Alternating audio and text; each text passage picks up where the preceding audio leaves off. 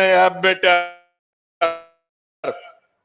మీరు మీ పిల్లల యొక్క హిస్టరీ చూసుకోవాలంటే ఎందులో సరిగా లేరని చూసుకుంటే మీకు ఆటోమేటిక్ ఒక ఇన్ఫర్మేషన్ వస్తుంది. చదువుకున్న తల్లిదండ్రులు చదువు చెప్పేచచ్చు, చదువుకోకపోయినా మీ పిల్లలతో ఇష్టాగోష్ఠిగా వారితో మాట్లాడుతూ ఉంటే ఆటోమేటిక్ శ్రద్ధ పెరుగుతుంది. నా లెక్క ప్రకారం ఏ తల్లి తండ్రి అయినా సరే ఆ పిల్లల పైన శ్రద్ధ పెట్టిన పిల్లలు బ్రహ్మాండమైన పిల్లలుగా తయారవుతారు. ఆ తర్వాత టీచర్ కూడా మేజర్ రోల్ ప్లే చేస్తారని చెప్పి కూడా నేను మీకు తెలియజేస్తున్నా. ఇంకో పక్క వాట్సాప్ లో మీకు పంపిస్తున్నాం.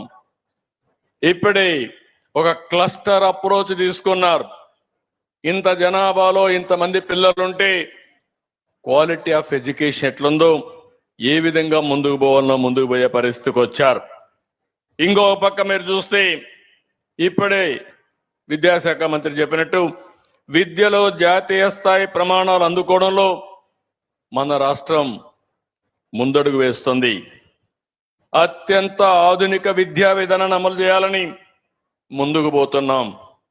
నేను ఒక పక్కన సిలబస్ రాయడానికి, పాఠ్యాంశాలు ముద్రించడానికి ఒక సెక్షన్ ఉంటే ఏ విధంగా ప్రపంచంలో లెర్నింగ్ మెథడ్స్ ఏ విధంగా మారుతున్నాయో, ఎవరు బెటర్గా టీచ్ చేస్తున్నారో అవన్నీ స్టడీ చేయడానికి ఒక టీం వేసుకుని ఇప్పుడే మన టీచర్స్ ని ప్రపంచం మొత్తం పంపిస్తున్నారు. బెస్ట్ కంట్రీస్ పంపిస్తున్నారు. అక్కడంతా నేర్చుకుంటున్నారు. నేర్చుకుని వాళ్ళు వచ్చి ఇక్కడ మన వాళ్ళని ట్రైన్ చేసి అలాంటి బెస్ట్ స్కిల్స్ అంతా కూడా టీచర్స్ కి ఇచ్చే పరిస్థితికి వచ్చారు. ఇంకొక పక్కన మొన్నే నేను మొదటి సంతకం పెట్టాను. టీచర్ లేకపోతే చదువు రాదు. టీచర్ లేకుండా మేము చదువు పెంచేసామంటే అది అంబక్క అవుతుంది. అందుకే నేను ముఖ్యమంత్రిగా వస్తానే మొదటి సంతకం పెట్టింది మెగా డిఎస్సి పైన పెట్టాను. 15,941 మందికి ఉద్యోగాలు ఇచ్చాం. ఇక్కడ మీరు చూస్తే చాలా సమస్యలు వస్తే కూడా కావాలని ఇవన్నీ ఉద్యోగాలు వస్తే ప్రభుత్వానికి మంచి పేరు వస్తుందని ఎక్కడికక్కడ ఇష్టానుసారంగా కోర్టుకెళ్ళి అడ్డంకులు పెడితే నేను మంత్రి గారిని ఆ డిపార్ట్మెంట్ అభినందిస్తున్నా.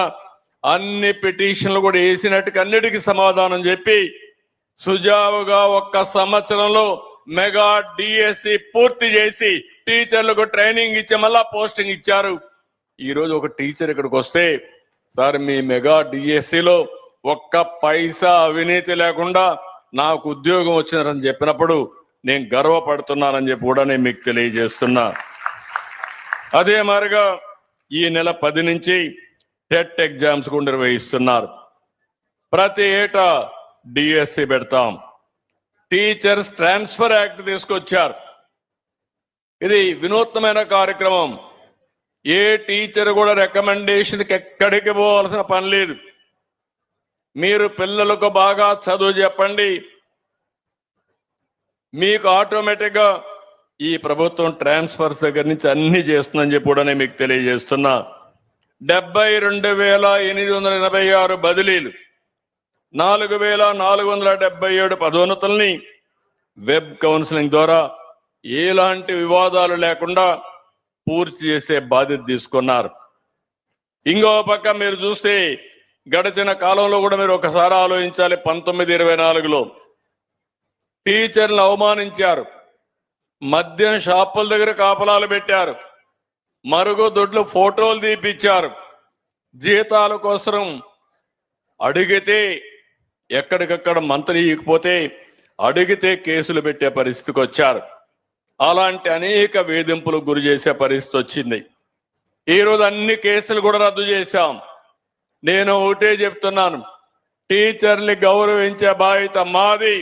పిల్లల్ని భావితరాల భవిష్యత్తు కోసం ఉత్తమ విద్యార్థులుగా తీర్చిదిద్దే బాధ్యత టీచర్లదని చెప్పి మరొకసారి విజ్ఞప్తి చేస్తున్నా.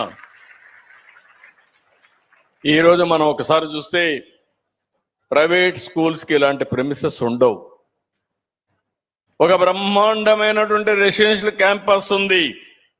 ఇంకొక పక్కన మీరు చూస్తే మన దగ్గరుండే టీచర్లు 1,89,900